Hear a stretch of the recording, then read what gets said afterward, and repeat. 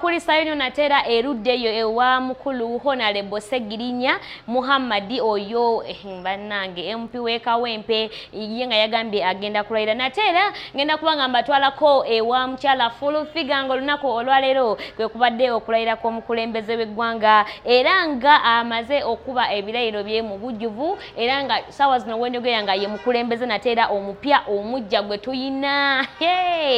So mwino okwerabira ebikadde kati ono ye mukulembeze ompya gwe tuyina naye nga mukyala full figure tusobodde okuba nga tumunoonyako tulaye munnange oba gyali kamera za RM zibaddeyo butereevu nnyo manyi ffe twagamba baserebu bamwe babeera naffe butereevu tubeera tulina okubeerawo mu magezi kubanga tulina kamera ez'omu bbanga ez'omu bwengula ezaawa ate nga zisibuka wali mu King Monted Studio omanye ekintu ekyo bo babeerawo okubeera nga bakikwasaganya kyova olaba nkugamba nti beeyune oyina mikolo oyina video oyina wedding oyina ki bo basobola okubanga bakikwasaganya oyina photoshoot gwe buli kimu ky'omanyi nti basobola okitunuuzaamu kamera bagambye beeyune naye nga basangibwa wali eri ennankulabe ku Prime Tower level 3 room number 04 beba King Monted Studio gwe batuukiriye balina customer care yabwe bambi ya mulembe naye okumanya ebisingawo bakubire ku 070 210 4125 aba King Monted Studio nenga full figure abadde buterevu bannanga abadde musanyufu akubye bannange ndulu azinya amazina neyerabira n'okwerabira nti nannakawere bannange omwana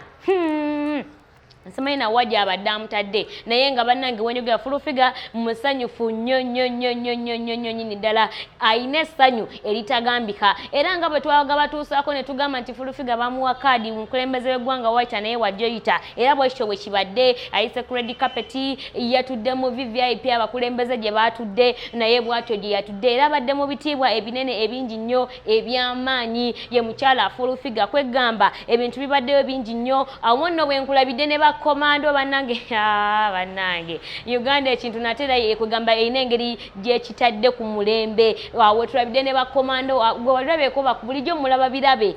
bulijjo mulaba birabe mu firimu naye olwalero kibadde wano e Uganda era bagenda kubanga batereyo ka video nayo kenyinyini olaye bakomando omanyi kamera zaffe zibadde buterevu era zikutte bakomando abengeri gye bavudde mu nnyonyi okukka era bakidde ku miguwa abamu bakidde n'omukono gumu olanga bazikutte zibendera awo full figure naafe essanyu naye owaye kambuzeemu muzzukulu wa daddy simulabyeyo